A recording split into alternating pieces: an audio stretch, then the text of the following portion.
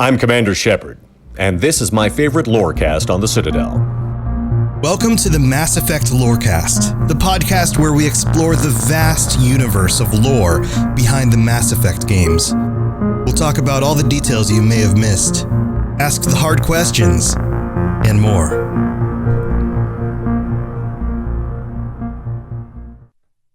I was going to say Reapers, welcome, but I didn't because I thought that would be confusing and people would think I'm just dumb. So I'm going to say Spectres, welcome. It's the 100th episode. Holy moly.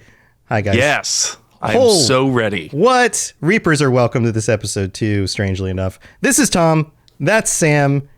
Robots and Seven the Legend. You guys know who we are because we've done 100 episodes right now. This is it. This is the 100th episode. That's crazy. I can't believe it. I mean, it doesn't feel like it's been that long, does it? No. In fact, this catches up, I do lots of shows, right? And it hits me every time I hit a milestone like this. It sneaks up and I'm like, what? This is how many episodes we're at right now? So this is a fun little aside. We didn't put this in the show notes. I did a rough approximation because I couldn't find every episode of everything. I added up how many actual podcast episodes I've done all together across all my shows. You want to have a guess on what that number is? 1,337. That's close. It's over 900. I've at least done. There we go. I've at least done over 900 episodes. That's crazy. But anyway, this is 100 episodes of the Mass Effect Lorecast. Welcome back, everybody. We have a very special episode because we're going to be reflecting on the last 2 years of content. Sam's done a lot of work for this. Yeah, a little bit. I have been very into it. You know, it was my idea to do this best of kind of segment for the 100th episode. And so I kind of went all in. I listened to, all of our listeners when they submitted their suggestions for their favorite moments on our survey. Mm-hmm. And not all the time did they know what the timestamp was. But by God, I committed to the bit and I was going to see it through. So I parsed through a lot of audio so that we could have this. Awesome. Well, thank you so much for doing all that hard work because I think we're about to reap all the benefits of all the stupid stuff we said. We have said a lot of stupid stuff, but we've been from really broad overviews like the First Contact War and the Andromeda Initiative's departure to specials like the Behind the Music and even the Behind the Medicine of Mass Effect episodes that we did very recently. So we featured races of Mass Effect from the Protheans to the Angara. We've even highlighted individual personalities like Anderson, Ashley, and Dr. Michelle. Yeah. We've talked with our patrons a lot, about a whole host of topics from best loadouts to best romance and where the two might intersect. Yeah, and you know what? This is big thanks to you for all your hard work, but also everybody who responded to our surveys and shared some of their favorite moments and all of that stuff. We couldn't put this together if it wasn't for you guys and your help. And so this is the episode where we have all the results and we have sound clips for you and sound effects and all sorts of fun stuff. So where do we start? I wasn't sure if any of our listeners had noticed that I was doing this, but I was doing this one thing repeatedly, like almost every episode there for dozens of weeks. And it turns out that they did notice because they included it on their responses in the survey. But it appears that my attempt to integrate witty introductions for many of the races and the topics, it did not go unnoticed. I always tried to write a new witty way to introduce the newest thing that we were going to talk about. So why don't we listen to that right now? Oh, here we go. Going back in time, everybody.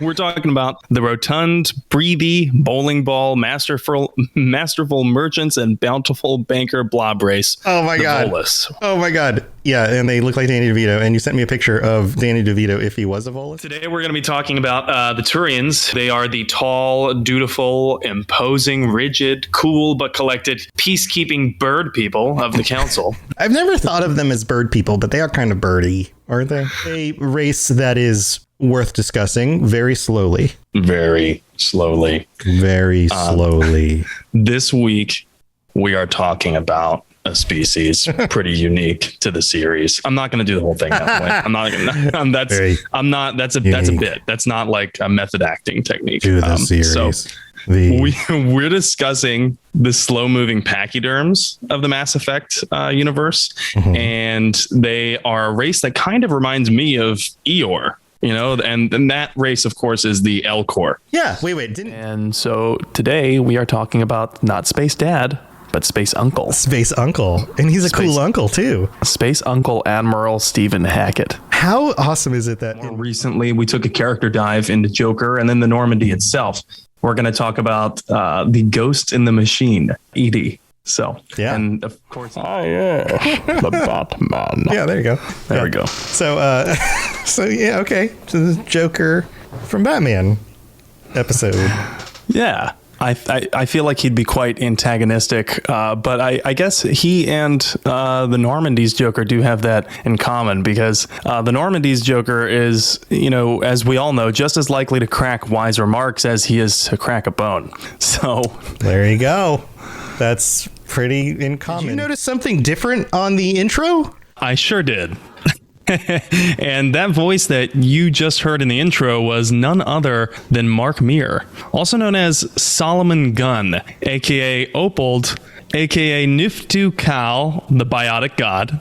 And, he's also been called the Lion of Elysium, the Avatar of Victory, the hero of Eden Prime, Broshep, the first human Spectre, Shepard Commander, aka Commander Shepard himself. That's crazy, right? We're talking about one of my favorite characters. We are dissecting the Doctor of Shock and Awe, the Silver Fox Surgeon.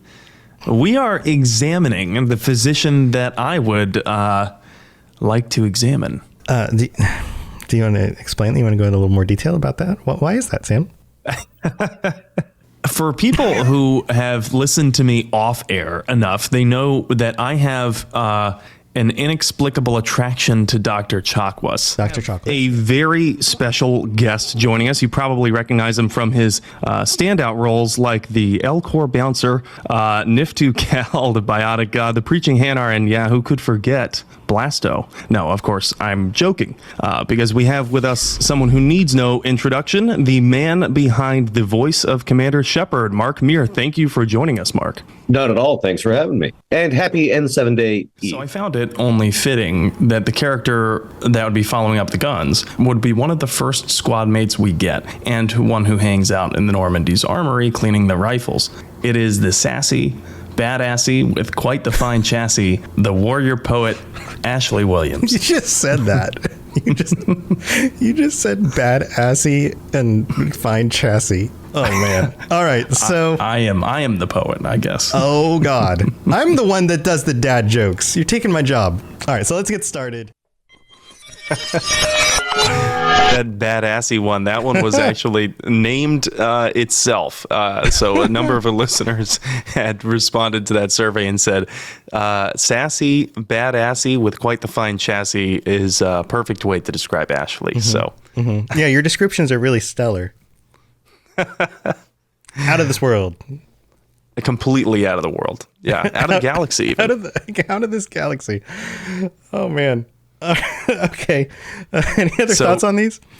Yeah. Well, I appreciated the fact that a couple of people had noticed, because I had really put some thought into chaining syllables together and adjectives and all these other words and literary devices to try to introduce people in a fun new way, because I know that as one reviewer put it months and months and months ago, I have a tendency to sound monotonous and like a volus. Oh boy. Thanks, reviewers. But, there were a couple times I broke character as the lore subject matter guy, and I really just told our listeners what's up. I just told our listeners the way it is. So let's go back to episode 20. We're at episode 100 now, so 80 episodes ago. We had only been doing this show for about 6 months at the time, but we were really starting to find a groove, I think.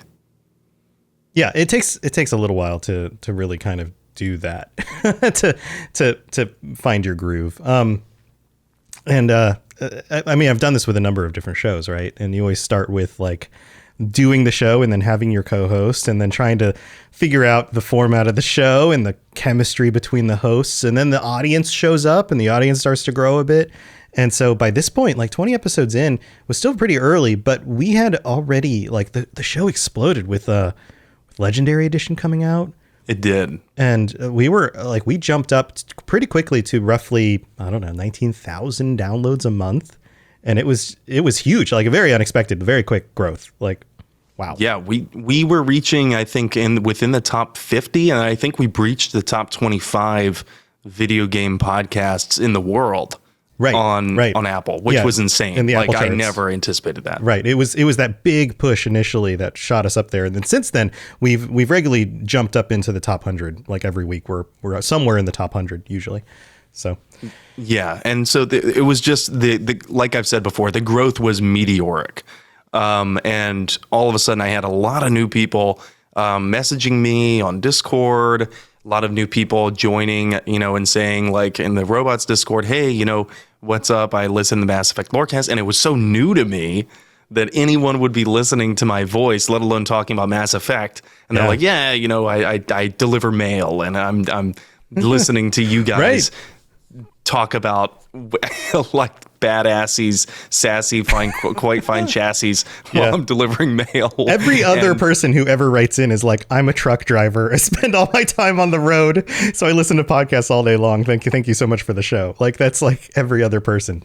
But totally get it. Totally get it. It makes sense. If you're on the road, you're in transit so much for your job. But it was back then at episode 20 that we were rounding out the race episodes. And then we had our penultimate one focused on the Vorcha and the Yogg. Mm-hmm. And we had a number of responses to our survey that mentioned this episode for a number of reasons. But the first was my interesting choice of words for describing the Vorcha's appearance. So let's take a listen.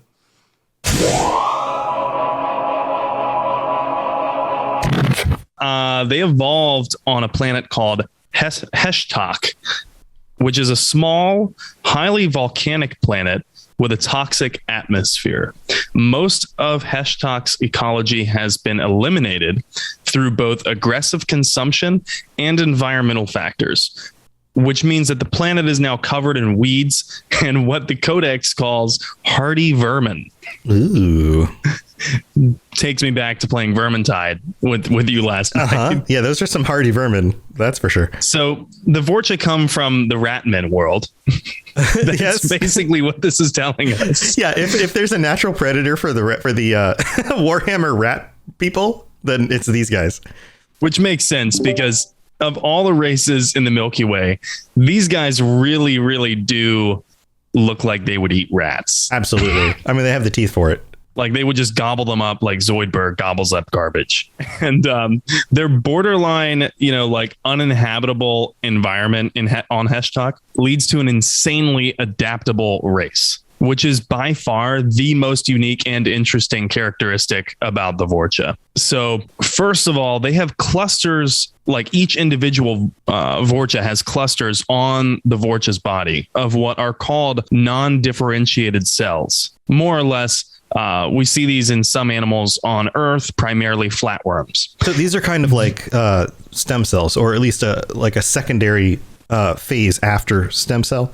Right. So if you weren't apprehensive enough about their appearance, now imagine that these rat-eating, cottage cheese-looking motherfuckers are covered in stem cells. And they have razor-sharp teeth. And I get this picture of them just turning into amorphous blobs and just like regenerating after they take wounds. They're pretty ugly, and it's often a point of they are the butt end of jokes in the Mass Effect universe. I think sometimes we're the butt end of jokes in the Mass Effect universe. Yeah, I think so. I really think so.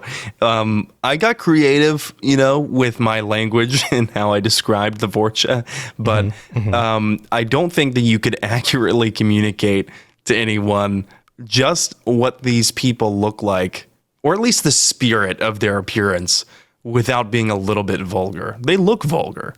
Yeah, like I think this is kind of a pattern, and the next clip is going to play into the pattern too. This whole like interesting descriptive language, because you're on a podcast. It like, yeah, some people are going to watch the YouTube version, but most people are going to listen to the audio. So you have to paint a picture with your words.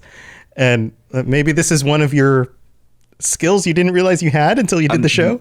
Maybe so. It wasn't, we started this podcast, and then I actually later, like much later, started working in radio.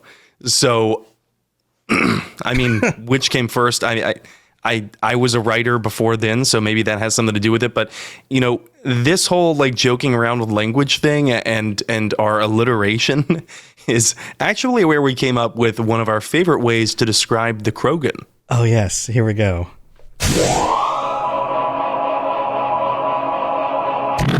Mass Effect Paragon Lost. That's on Hulu, if anyone's interested. What? Yep. Yeah, that's on Hulu. I have Hulu. Yeah, it is a Mass Effect anime movie. It's the story about James Vega shortly before Mass Effect 3 takes place. Is it good? Have you seen it? I think it's pretty incredible. Is the art good? Is the animation good? The art is good. And weirdly enough, the only people who look not good in the art style are the people we're going to be discussing today. The Battle Turtles? The Krogan. No! That's right. So I love the Battle Turtles. That's got to be like the weirdest / best sequitur we've ever had. Yes. But basically, yeah, we're talking this week about the hard-headed confrontational race of Battle Turtles, who has been used when needed and discarded when not. And of course, that's the Krogan. So, and I got to give credit to our awesome patron Vervada for introducing me to that term, by the way, Battle Turtles. That's not something original that I just came up with. I'm not that witty. So thank you, Vervada, for such an amazing phrase. Yes. And I'm going to use it from forever now. Forever now.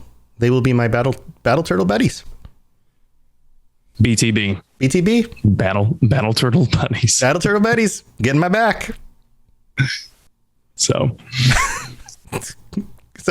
okay. So we've talked about these before, but at good length. I mean, we've talked about them being effectively neutered, more or less, and Yes. the lack of Battle Turtle buddy babies. But there's more to discuss, right? That's right. Beyond the amazing alliteration that you just pulled. Beyond the amazing alliteration of Battle Turtle babies being neutered beyond belief. The Yogg are more bear-like because these are some big, beefy boys. There's some alliteration for you. The Yogg are big, beefy boys, and they are even bigger and stronger than the Krogan. What? Wait a minute. That's true. Yeah, that's canon. Wait a minute. Our battle buddies? They are the big, beefy boys are even burlier than the Battle Turtle baby buddies. The Battle Turtle, the baby Battle Turtle buddies? I got through that one, and I'm proud of myself. Oh, no.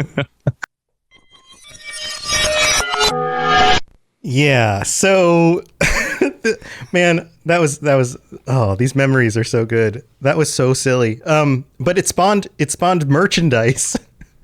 Which some people now have the Battle Turtle Buddies t-shirt, which is available on the robotsradio.net shop. It's on the link at the top. But yeah, so there's now Battle Turtle Buddy t-shirts. And then this is a good segue. Some of the other things that came up on the show also spawned other merchandise too.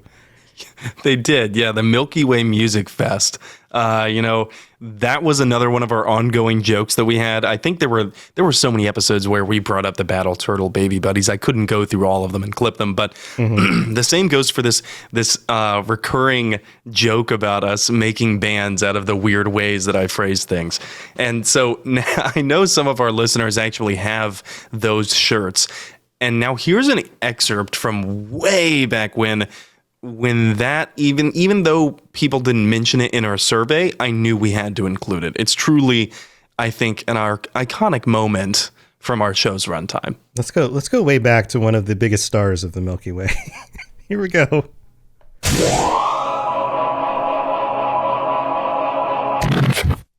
The Angara were a much more advanced spacefaring race, and they had colonized numerous planets in the Helios cluster.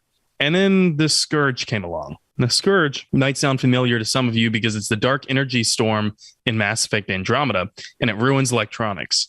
So that's exactly what it does to the Angara. It ruins all of their electronics, and it sends them back to pre-industrial times, severing all contact they had between each of their worlds. Eventually, they rebuilt and they achieved spaceflight again. But when they reconnected with the Angara from other worlds, they quickly realized they had become very different.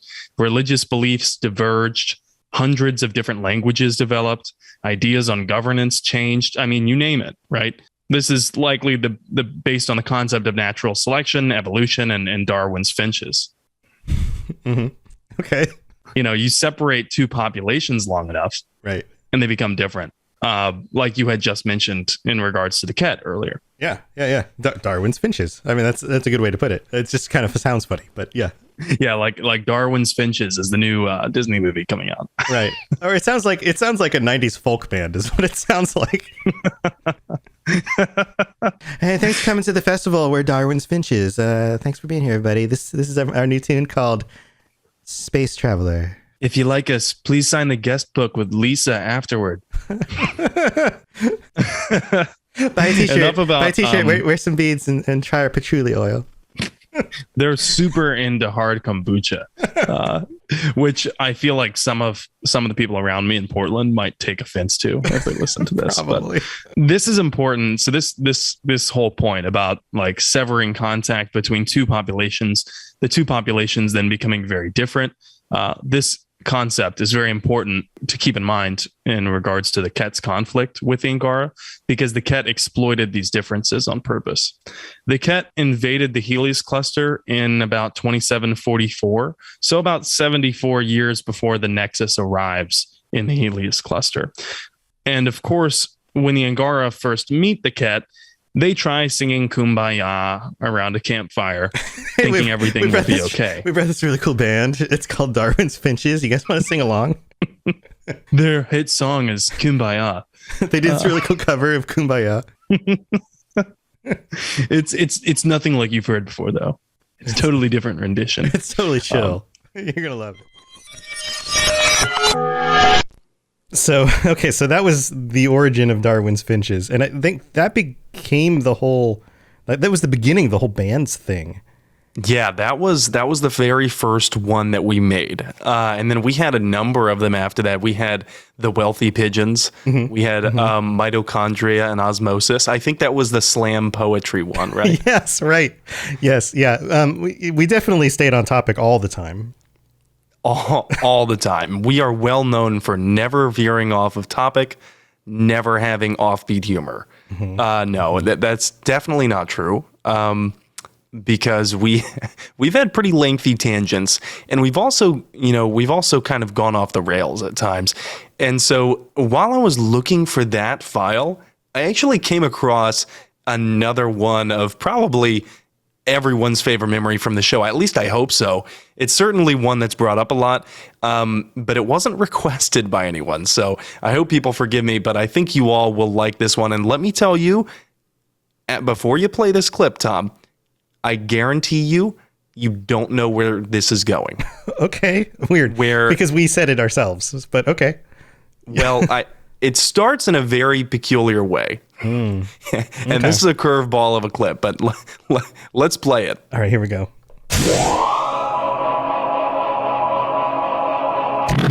And so today's topic, we're talking about the nipples of all the different races across the galaxy. The nipples... The hairy ones, the big ones, the small ones, the non-existent with ones. Multiple areolas, the ones with tattooed areolas, the ones with four-dimensional areolas. I can see the BuzzFeed article now. 10 nipples in Mass Effect you didn't know you wanted. You know what? I think we should start our own blog where we just make up details, like fake lore details about Mass Effect stuff. And then we just Photoshop pictures to make it look like it's real things. And we just see how long that goes until eventually we just get shut down. Danny DeVito made a cameo in Mass Effect 3 Amazing. as a Volus. Yeah. They motion captured and worked his face and modeled the face of the Volus after him. Look at the uncanny resemblance. New leak just confirmed that Danny DeVolis is going to be a romanceable option in Mass Effect 4. You won't believe what you have to do to get to first base. Or third. Who's counting? Who's counting? Oh man, Danny DeVolis. And you're right, I didn't remember the whole nipple conversation. Oh, right, because that was kind of like the point when I was going back and clipping this. Like, I heard us talking about nipples. And I was like, where is this going? Even I was like, I didn't remember it. So then I was like, okay, well, I definitely have to find out where this is going. And then I kept listening and I was like, oh my God, that's the creation of Danny DeVolis. Mm-hmm, mm-hmm. That's amazing. That's amazing. Yeah, some of these are great because the whole context is part of what's so funny. Like you walk away and you remember, oh, Danny DeVolis, that's a funny thing. But the way that you got there is sometimes part of the fun. Exactly. So I had to clip it early enough, but right in the middle of what is going on for that clip to make the cutting room floor. But that was just, the Danny DeVolis thing. I stumbled over my words, but I decided to go with it anyway. And we got to go to the mid break. But when we come back, I have more gaffs of ours. Oh boy, this is going to be a lot of fun. Let's go thank our patrons because you guys are a huge part of the show and we can't do this without you. So here we go. Message coming in. Patching it through. I am sovereign, and this station is mine. I like the sound of that. All right, here we are in the middle of the show, and it's 100 episodes in. You've probably heard this before, but our patrons are amazing. You're the best. We couldn't do this without you. Genuinely, we couldn't do this without you. So here's to another 100 episodes, and thank you for your support. We don't have any new patrons to shout out this week, but we always have our Shepherd tier patrons who get shoutouts every week. That includes Kolka Shins, Kira C, Lieutenant Ticino, Shep Valkyrian, that Spectre J. I think I made that gaff. Speaking of gaffs, I think I did that gaff last week. And William and all 70 of our current patrons. Thank you so much for your support. Also, if you leave us a 5-star rating with a review, we'll read it out on a future episode. We're still going to keep doing that because it's our way of saying thanks to the people for taking the time to do that because it really does matter. It really does help us and communicates to other people that like, hey, this is a show worth checking out. So thank you to everybody who does that and shares the show with others and rates it on Spotify and all of that kind of stuff. Thank you so much for being here. And everybody in chat right now, thank you for joining us for the live show. Everybody watching on YouTube, although they're just watching our faces react to canned audio, all of that. Thank you for being here. All right, let's move on with the rest of the show and talk about our gaffes because we never mess anything up, right? Here we go. Spit it out, or are you trying to build suspense? You're so dense, sir. Obviously, I do not know as much about human relationships as I thought. So, Sam, we're back, and you have me wondering, do we even talk about lore on this show? Occasionally. We sometimes get into that. But, speaking of gaffes, I need to bring this to your attention. I think one of our tier 5 patrons' name is not Shep Valkyrian. I think it's Shep Vicarian. Vicarian. When I see that word, and I've noticed that I've done this before, I think of Valkyrie, like the Norse warriors. Yeah. Yeah. And so my brain just goes to that in the midst of reading all these things every time. And then every time I'm like, crap, that's not the right word. And then I move on. But yes. Vicarian. This is a very meta episode. Vicarian. Vicarian. When you say lots of words every day into podcast microphones, you're going to get some of them wrong. So that's right. And sometimes, we lose our trains of thought. I mean, we've tripped over our words so much that you even have a custom sound effect for it, Tom, right? Yeah. It's the words is hard. I'm not going to click it right now, but yes, words is hard. Yeah. Yes. And other times we just say straight up weird things.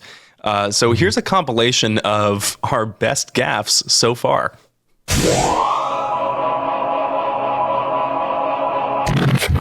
And so how could someone not like a nuke gun, right? This is basically the fuck you gun.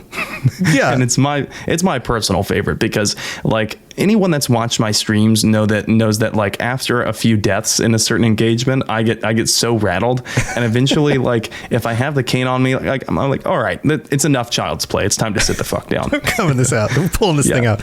Yeah. And so I pull it out when I've been struggling with Jesus, I should rephrase that. I pull it out when I've been struggling. I pull the gun out when I've been struggling with pyros flanking me with turrets. Sorry, I can't get over that gaff. Just whip it out, dude. Brush up on my Fornax lore. Got a sexy Hannah on the cover. I'll defer to our two resident Mass Effect relationship experts on that one. Of course, I'm referring to Genesis and Vervada. They run a podcast on relationships in video games. If you haven't checked it out yet, probably should do that, but we'll save the plugging for the end. That being said...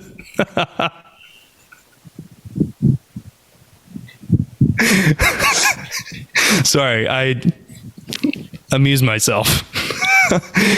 Is that going to get an explicit tag? I bet it will. Anyways, something will eventually. Go ahead. Are you also saying that you don't fear the Reaper? Don't fear the Reaper. I brought my cowbell just for this moment. If you could bang it really hard next to the mic, that'd be great. Okay. I'll also jostle my my body like this while I do it. My body like this while I do it. My body like this while I do it. Does that count as ASMR? It can, yeah. And, There's a market. It does, and it also doesn't at the same time. It depends on how turned on you are by my jostling body. All right, that was a callback to the pre-show conversation. That's why you need to tune into us live. First, the Batarians find a dormant Reaper. Maybe not a dead Reaper, but a dormant Reaper. Mm-hmm. And now all of a sudden they start acting out. They start trying to slam asteroids into planets. They start trying to disrupt things the same way that the Rachni did. You said slamming ass. Slamming ass. I'm sorry. Oh, did I really? Slamming ass. You just said you meant to say asteroid, but you stopped. You kind of slamming asteroid. And it's just like, oh my God. They start slamming ass, trying to slam ass. Oh no. Oh, this is quite the episode. I'm sorry. Yeah, there are times that I purposely don't edit things out. Obviously, the funny gaffes, I leave the funny gaffes, but even just the moments of just like us trying to get it back together, I think that plays really well with like the genuine, like, this was not scripted. This is us just cracking up, trying to talk back into a microphone. Yeah. Yeah, none of those were scripted. All of those were very off script, actually. Right. And yeah, the slamming ass comment, I had completely forgotten the context of it.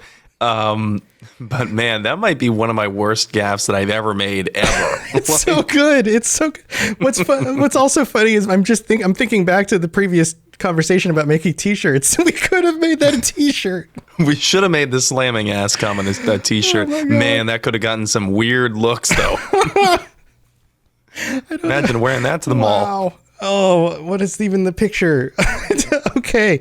But okay, so we got to rein this in a little bit because not everything on this show is just goofs and silliness. There are moments where we talk about very serious things. And I think that's part of what we've always meant to bring with the show. In fact, if anything, I think the show is probably built around the serious moments and the lore and those things. And the silliness just happened on its own, right? Like, yeah, it happens along the way.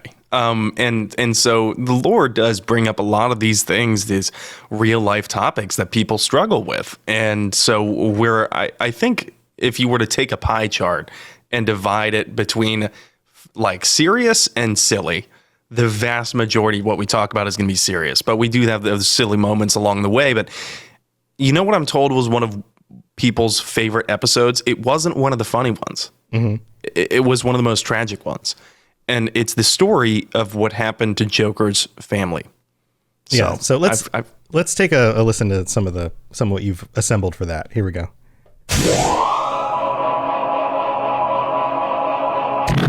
Because this is canon, or what we are about to talk about. And I'll walk you through how it starts. We run into a pair of Asari talking at Huerta Memorial Hospital in Mass Effect 3 on the Citadel. And it's a commando who has seen some really traumatic stuff and is working through PTSD with a counselor. So, the nurse tells me you've refused to bathe and you only want to talk to another Asari. Yes. Can I have a gun? I'm sorry, no. Maybe I could be transferred to another hospital then. Someplace unsecured. I could have a gun then, right? And no humans. Wherever you transfer me, it shouldn't have humans.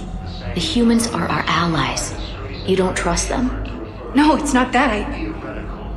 How are my eyes? What color are they right now?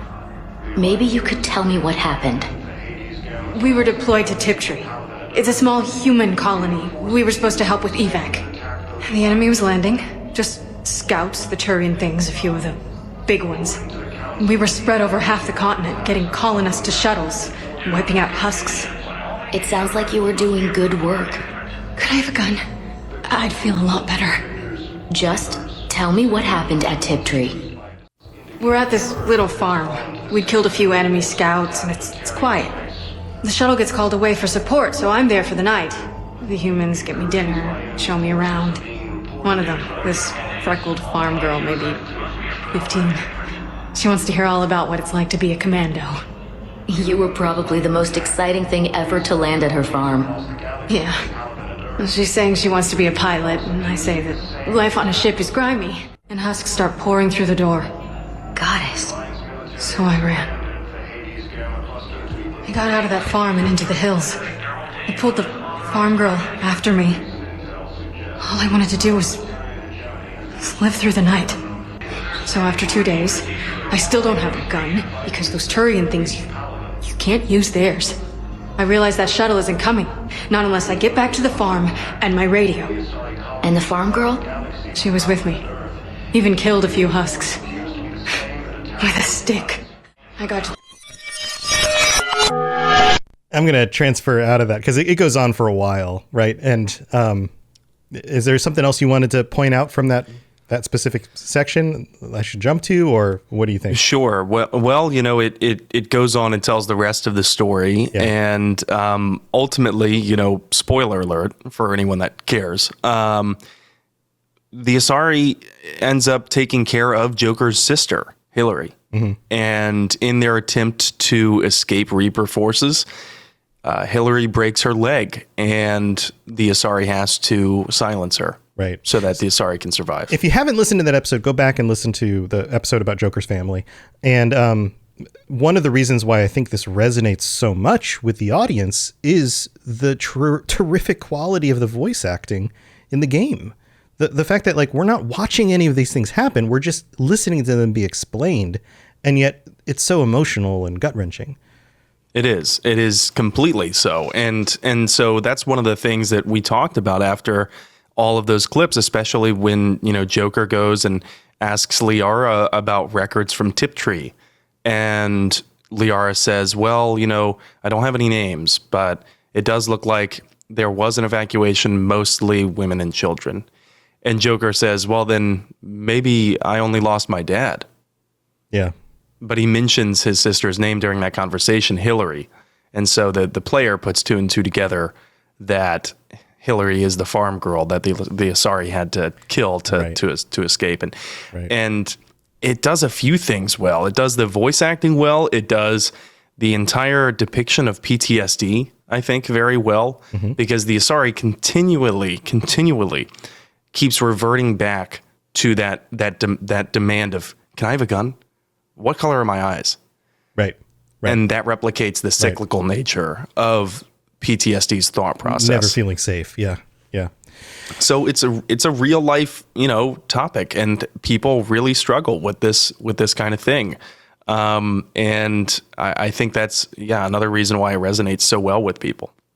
Yeah, so there were obviously these very touching moments. We've talked to, and it makes sense. I mean, the games have touching moments. There are moments in these games that are just emotionally powerful, and you come to love the characters, and then finding out that even a character's family, people that you didn't even know, and this is what happens to them, and that still tugs at you, even when it's not the person right in front of your face, the one that you've built a relationship with over 3 games or whatever.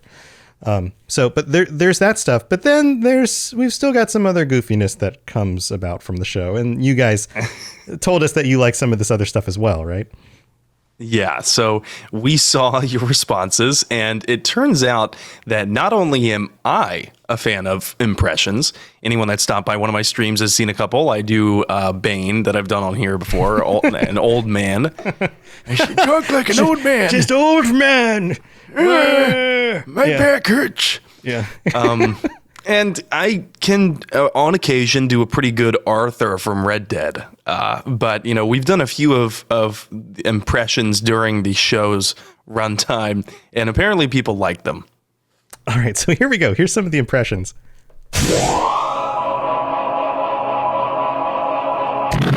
Especially because I can just imagine like a contract slides across Zaid's desk.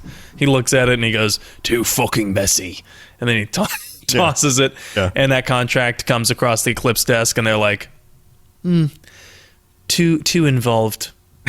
That's their accent. Like, that's the accent we landed on for them. I don't know why. That's just they're a snooty too involved British for us. I think we're going to pass on this one. All of a sudden they become Stewie. How's that novel coming along, Brian?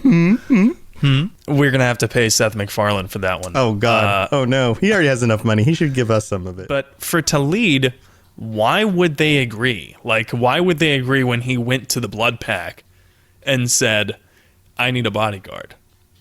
Right? Yeah. Like, did Talid first go to the Blue Suns and they were like, "No, fuck off," and then he goes to the Eclipse and they're like, "We'd prefer not to."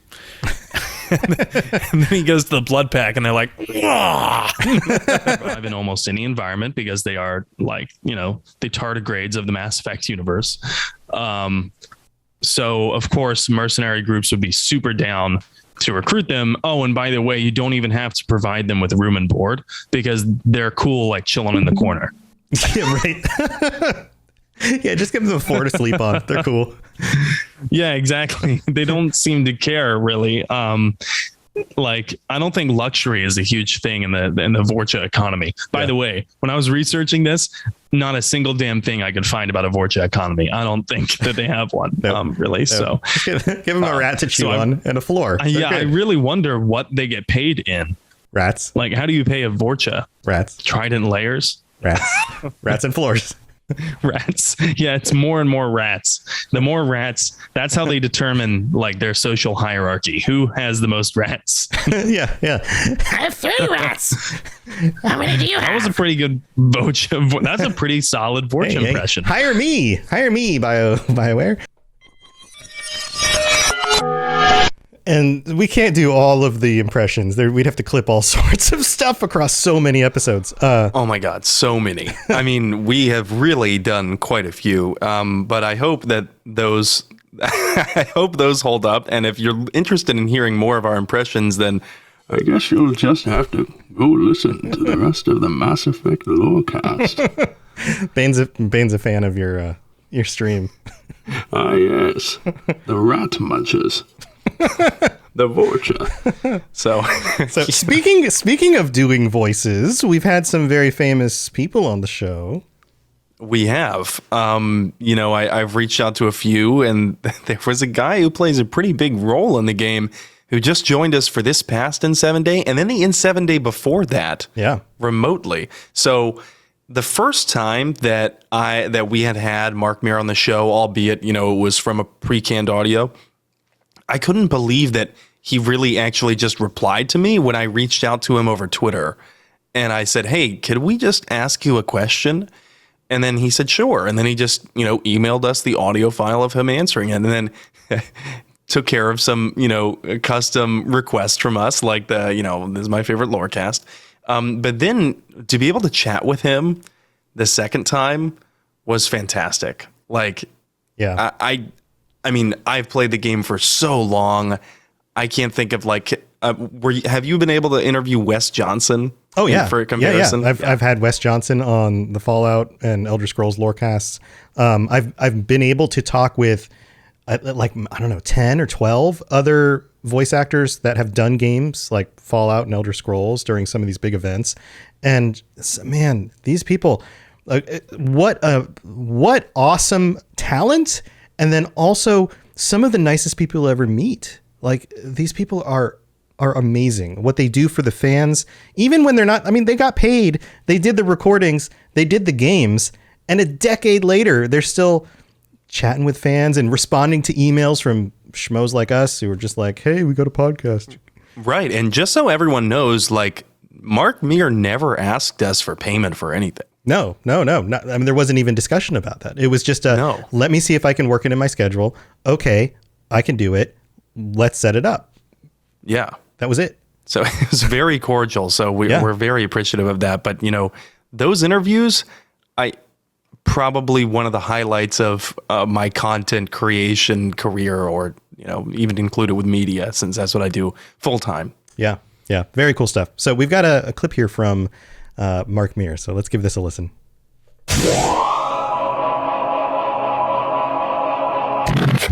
Hey, Mass Effect Lorecast. This is Mark Meer. Thank you for having me. Your question was about the relationship between Shepard and Anderson. And obviously, this is a very special relationship that goes beyond the relationship between a commanding officer and a subordinate, maybe even beyond the relationship between a mentor and a mentee. It's a very familial, very parental relationship, and this really hits home in Anderson's final scenes. Anderson's death scene is probably one of my favorite scenes in the entire trilogy. Jennifer Hale and I have both talked about how emotional it was, and the fact that we both had Keith David's performance in our headsets as we were recording really helps that. Because, let's face it, Keith David is not only one of the great voice actors of all time, one of the great actors of all time, but one of the great human voices in existence. And so getting to play that scene with him was something really special.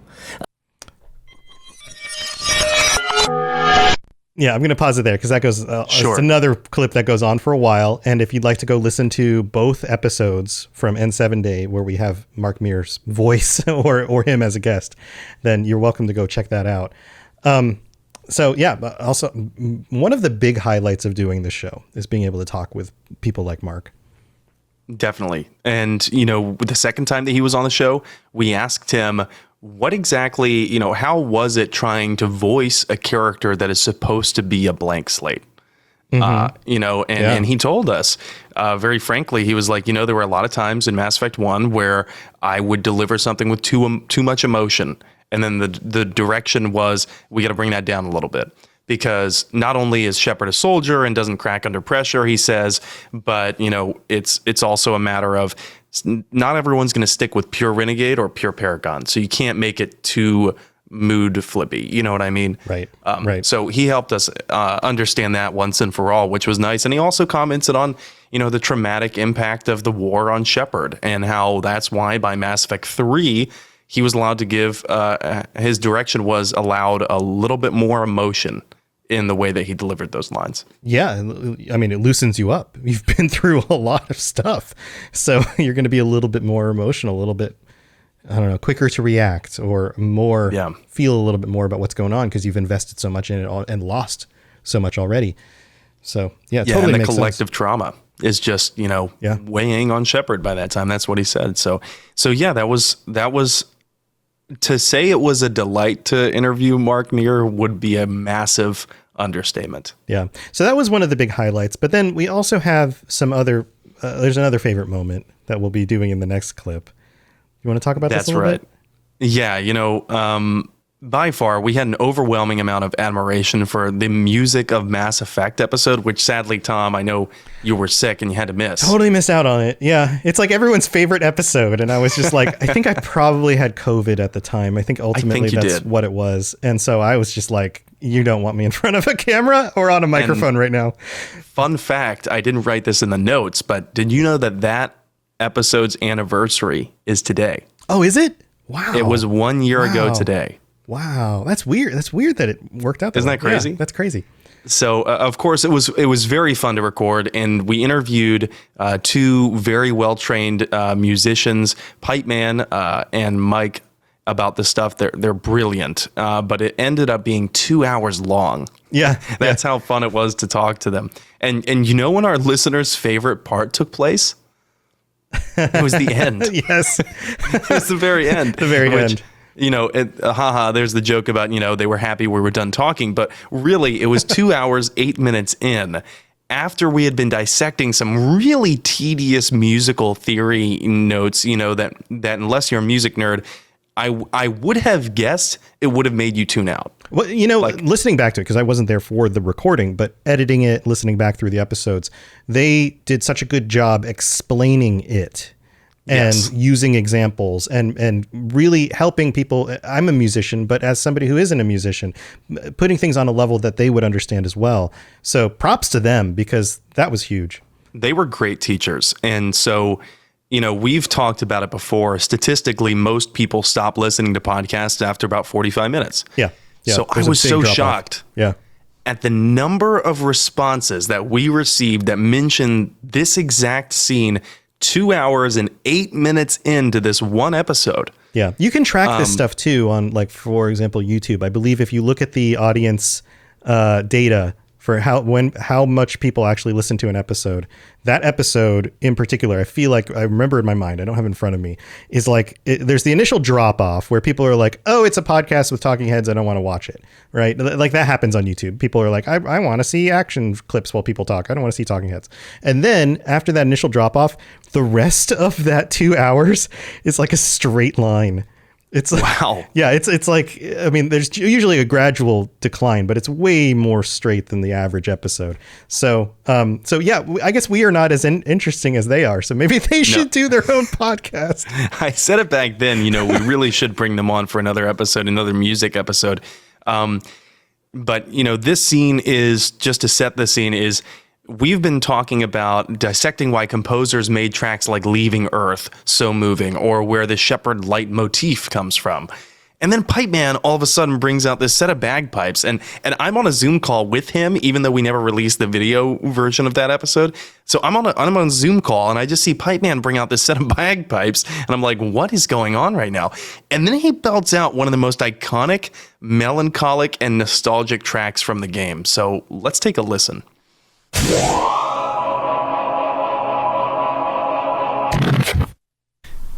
Pipe Man, what's your favorite musical moment or track from the game? Man, that's a fantastic question, and I have to agree with Mike. It's like they're all so good for so many different reasons. But I recall that I did make a promise earlier in the episode, before the mid break, to demonstrate the use of Mixolydian mode, and how it's used in the game. So just for you guys, I have a set of. Get ready for this. I have a set of small pipes, bagpipes, but they're small pipes, so they're nice and quiet, which I think will explain one of my favorite pieces. So if you've listened this far, you've got a special treat. You get to hear Pipe Man play the bagpipes right now. And I am sitting at the edge of my seat waiting for this.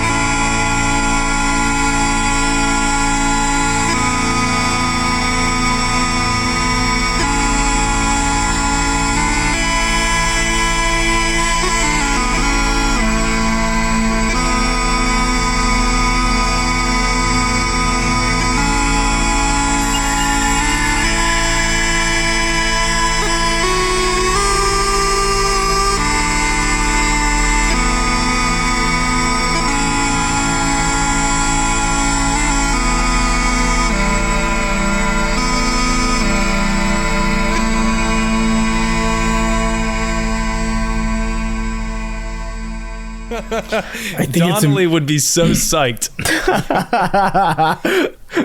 Probably important to point out that Pipe Man has spent most of the last 30 to 40 minutes like gesticulating wildly with a bottle of scotch in one hand. The bottle of scotch comment at the end. It was a fun episode. Yeah, so good. So good. And that rendition, actually, so Pipe Man offered to clean up the original performance of how he performed Vigil on the bagpipes. So that's a remastered recording that we've played. It's surprisingly clear for what he was talking to with the microphone for that to be the same clip. Yeah. He did have two mics set up, though. I will say, when we were doing this, he had one set up at his desk and then one in his music studio at home. But man, that song Vigil it hits you so hard if you're a Mass Effect fan. I think, and we talked about it during the episode, but I think it's because it's the very beginning song that you hear at the menu of Mass Effect 1. Wow. Every time you've reset and you've finished a playthrough and you go back to Mass Effect 1, it's almost like reliving, like memories that you had when you were younger, when you played it that first time. Right. And it's like if you were able to watch yourself as a younger person, relive your life and see those memories of when you were younger, when Shepard was younger, when the squad was younger, when everything seemed brand new. And that's the memories that that song evokes, at least for me. Yeah, no, that makes sense. He also, this is a funny little side note, he also mentioned that it's in the Mixolydian mode. And that's actually a very mostly used rock and roll mode of scale. So I don't know if anybody knows what that means, but rock songs, it basically is the same as a major scale, except the seventh note is dropped a half a step. But you do that in rock and roll a lot. It's a very rock and roll kind of mode to play in. But obviously, this song was not using any electric guitars. No electric guitars. But I think maybe like I'm extrapolating that out a little bit because we hear it subconsciously all the time in rock music. It has a certain familiarity and comfort to it, even though it doesn't sound like a major scale. So maybe there's something like that might be a good reason to use it. Is it's familiar, but yet still different enough to kind of stand out. So just a little side note there. But this was, man, we're at the end of the episode. This is all the clips, guys.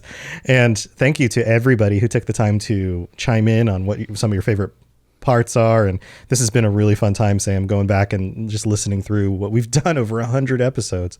Yeah, we started from nothing, right? We created this show 100 episodes ago, and our YouTube, now is at, what do they call it? Partner level? Yeah. It's partnered with like 2,000 and something. I'm pulling it up right now. And at last check, I think we had about 500 ratings on Spotify with a 5.9 star average.